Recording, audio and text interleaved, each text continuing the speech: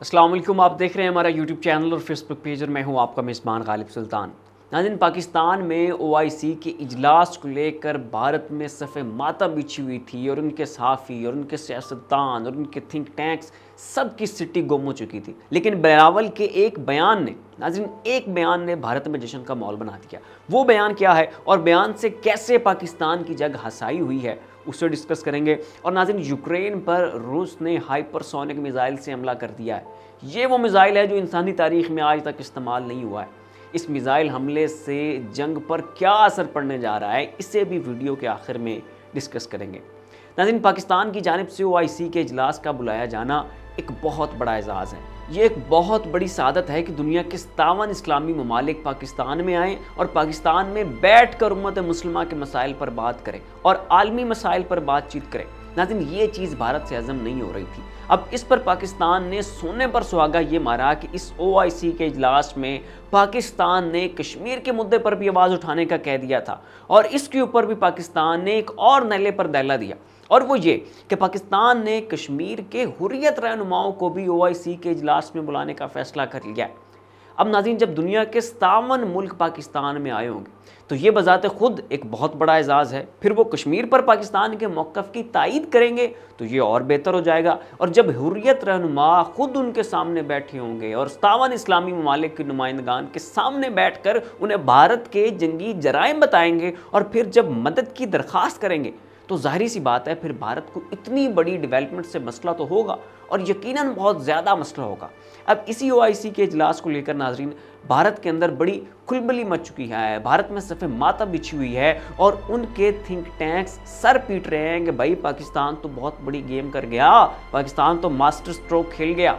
अब इस पर नाज़रीन, भारत की सरकार ने बाकायदा और ऑफिशियली ये बयान दिया है कि हुर्रियत रहनुमाओं का इजलास में बुलाया जाना ये भारत की सुवरेनिटी के खिलाफ है, ये भारत की टेरिटोरियल इंटेग्रिटी के खिलाफ है, लिहाजा ओआईसी इस काम से बाज रहे। अब यहाँ नाज़रीन, इंडिया को इस बात के लाले पड़ चुके हैं कि इस इजलास से जम्मू कश्मीर की ऑन ग्राउंड सूरत हाल पर फ़र्क पड़ेगा। जवानों में जोश की एक नई लहर आएगी और वो भारतीय सेना का कत्लेआम शुरू कर देंगे और फिर आलमी सतह पर भी कश्मीर के लिए सिंपथी पैदा होगी और हमदर्दी का जो है वो एक सेंटीमेंट जो है वो कश्मीरियों के लिए जन्म लेगा, जिससे भारत के लिए बड़ी और नाज़रीन बड़ी मुश्किल खड़ी हो जाएगी। यहाँ तो भारतीय माहिरीन ये भी कह रहे हैं कि भारत को भी इस हवाले से अपना कोई प्लेटफॉर्म तश्कील देना चाहिए। अब इस पर नाज़रीन, भारत ने तुर्की पर इल्ज़ाम आयद किया है कि ये मशवरा जो हुर्रियत रहनुमाओं को बुलाने का है ये तुर्की ने दिया है कि कश्मीर की हुर्रियत रहनुमाओं को बुलाया जाए। नाज़रीन, जम्मू कश्मीर की एक हुर्रियत जमात है जिसे ऑल पार्टीज़ हुर्रियत कॉन्फ्रेंस या APHC कहा जाता है। इस जमात में जम्मू कश्मीर की 26 सियासी जमातें शामिल हैं। मीर वाइज और यासीन मलिक वगैरह इसी जमात के लीडर हैं। नाज़रीन, इस जमात का मौक़िफ़ ये है कि ये आइनी तरीके से और कानूनी तरीके से और पुरान तरीके से पाकिस्तान का हिस्सा बनना चाहते हैं, यानी ये जंगो जदल और वायलेंस के बगैर पाकिस्तान में शामिल होना चाहते हैं। अब नाज़रीन, भारत तुर्की पर यह इल्ज़ाम लगा रहा है कि पाकिस्तान के दिमाग में ये आइडिया नहीं आ सकता था कि वो हुर्रियत रहनुमाओं को बुलाएं, लिहाजा ये आइडिया तैयब उर्दगान का है और तैयब उर्दगान ने पाकिस्तान को ये कहा है कि पाकिस्तान हुर्रियत रहनुमाओं को बुलाए। अब भारत में तो गम का माहौल था, वो बौखलाहट का शिकार थे, लेकिन बिलावल ने इस गम को जश्न में बदल दिया। नाज़रीन, बिलावल भुट्टो जरदारी ने यह बयान दिया कि अगर हुकूमत ने तहरीक अदम एतमाद पर कौमी असम्बली का इजलास न बुलाया तो बिलावल जई तई फेर देंगे और ओआईसी का इजलास नहीं होने देंगे और इस इजलास की राह में रोड़े हटकाएंगे। तो जैसे ही नाज़रीन बिलावल ने यह बयान दिया, साथ ही भारतीय मीडिया ने बगले बजाना शुरू कर दी कि जनाब कमाल हो गया और बस जी पाकिस्तान को ओआईसी का इजलास नाकाम हो गया और पाकिस्तान में हुकूमत जाने वाली है और पाकिस्तान में जो है इनकी हुकूमत जो है और इनकी जो स्टैब्लिशमेंट है वो मुत्तहिद नहीं है और ओआईसी के नुमाइंदों ने पाकिस्तान में आने से इनकार कर दिया, लिहाजा पाकिस्तान को ओआईसी का जो इजलास है वो नाकाम हो चुका है। नाज़रीन, ये कहना था भारत का। नाज़रीन, बिलावल का ये बयान सुनते ही पाकिस्तान के खुफिया इदारों ने अपोजिशन जमातों से रब्ता किया, उन्हें बात समझाई कि भाई ये इजलास कौमी सलामती का मामला है, पूरी इस्लामी दुनिया हमारे दरवाजे पर आ रही है, पूरी दुनिया की नज़रें हम पर लगी हैं, इस इजलास से पाकिस्तान का सियासी कद काठ बढ़ेगा और पाकिस्तान को मुआशी फ़वाइद हासिल होंगे और सबसे बढ़कर कश्मीर पर आवाज़ उठाई जाएगी, जिससे भारत की सफ़ों में खुलबली मचेगी। नाज़रीन, इस्टेब्लिशमेंट ने बिलावल से कहा कि जनाब कुछ ठंड पाओ और हौसला रखो, तो तब जाके नाज़रीन बिलावल साहब कुछ ठंडे मिठे हुए और इन्होंने दोबारा एक बयान दिया कि भाई ठीक है, आप ओआईसी का इजलास बुलाएं और उसके बाद हम अपना मामला जो है वो चलाएंगे। नाज़रीन, इदारों की दखल अंदाजी से पहले ही बिलावल को होश के नाखून लेने चाहिए थे और इस तरह का बयान देने से गुरेज करना चाहिए था। लेकिन जब फौज ने बिलावल का सॉफ्टवेयर अपडेट किया तो फिर बिलावल भुट्टो साहब बिल्कुल सीधे हो गए। नाज़रीन, इजलास तो नाकाम नहीं होने जा रहा है और अपोजिशन जमातों ने मुतफ़िका तौर पर इस बात पर रजामंदी ज़ाहिर की है कि ठीक है जी, आप जो है वो OIC का इजलास बुलाएं, इसे चलाएं, इसका एलामिया जारी करें और इसके बाद फिर तहरीक अदम एतमाद का मामला आगे बढ़ाएंगे। लेकिन नाज़रीन, क्या ये बेहतर न था कि आलमी सतह पर जंग हसाई से पहले ही ऐसा अक्लमंदाना जो है वो फ़ैसला ले लिया जाता? मुझे तो लगता है कि शायद अपोजिशन अब भी OIC के इजलास की राह में रोड़े अटका रही होती अगर दरमियान में फ़ौज ना आती। यानी अगर फ़ौज डंडे के ज़ोर पर मुल्क के मफादात की तरफ तवज्जो दिलाए तो ठीक है, लेकिन अगर कहीं से प्रेशर ना आए तो फिर बिलावल एंड पार्टी मुल्क की मफादात को भी रोंदने के लिए तैयार बैठे।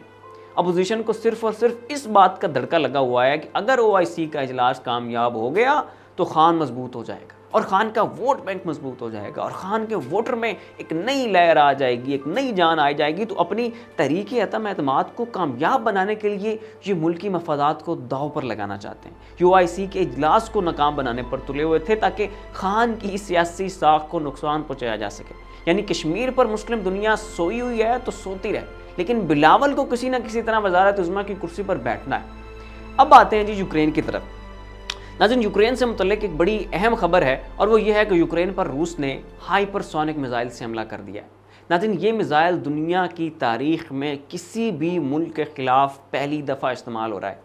ये मिसाइल दुनिया का सबसे बेहतरीन मिसाइल है। दुनिया का कोई भी डिफेंस सिस्टम इसे इंटरसेप्ट नहीं कर सकता। आयरन डोम, S-400 और पैट्रियट, ये सब हाइपरसोनिक मिसाइल के सामने ढेर हो जाते हैं।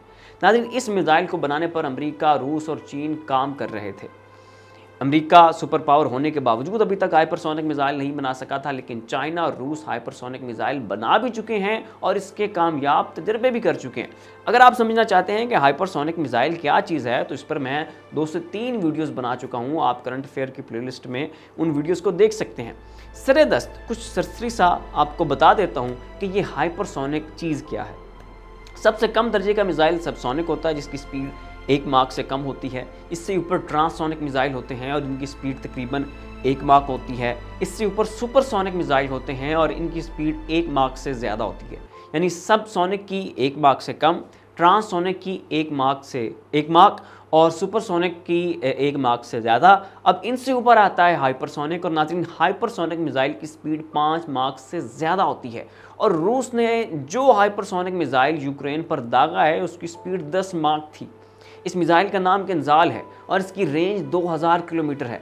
नाज़रीन, इस मिसाइल से ज़्यादा जानी नुकसान नहीं हुआ है, बल्कि इस मिसाइल को अमेरिका और उसके इत्तेहादियों के लिए एक वार्निंग के तौर पर फायर किया गया है। पुतिन की तरफ से ये किस्म की धमकी दी गई है। नाज़रीन, इसमें जो है वो कन्वेंशनल बॉम्ब था और अगर इसमें थोड़ा सा भी न्यूक्लियर मटेरियल रखा होता तो ये पूरे यूक्रेन की तबाही के लिए काफ़ी था। लेकिन जैसा कि मैं पहले आपको बता चुका हूँ कि ये मिसाइल एक वार्निंग था, एक धमकी था। इस मिसाइल से पुतिन जानी नुकसान नहीं करना चाहता था और अगर करना चाहता होता तो शायद इस मिसाइल से लाखों एकड़ ज़मीन बर्बाद हो जाती और लाखों लोग लुकमा गजल बन जाते।